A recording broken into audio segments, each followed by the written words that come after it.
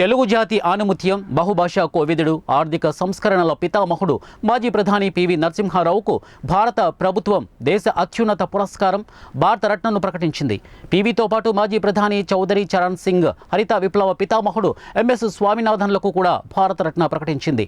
ఈ విషయాన్ని ప్రధాని నరేంద్ర మోడీ ఎక్స్ వేదికగా ప్రకటించారు. ఇప్పటికే ఎల్కే అద్వానీ, కర్పూరి ఠాకూర్లకు భారతరత్న ప్రకటించిన నేపథ్యంలో ఈ ఏడాది మొత్తం 5గురికి భారతరత్న ప్రకటించినట్టయింది. కాగా పివికి భారతరత్న రావడంపై ఇరు తెలుగు రాష్ట్రాల్లో సంతోషం వ్యక్తమవుతోంది. 1921 జూన్ 28న వరంగల్ జిల్లా నర్సంపేట మండలం లక్నేపల్లిలో పివి జన్మించారు. 1991 జూన్ 21 నుంచి 1996 మే 16 వరకు భారత ప్రధానిగా ఆయన సేవలు అందించారు. 1971 సెప్టెంబర్ 30 నుంచి 1973 జనవరి 10 వరకు ఉమ్మడి ఆంధ్రప్రదేశ్ 4వ ముఖ్యమంత్రిగా బాధ్యతలను నిర్వర్తించారు.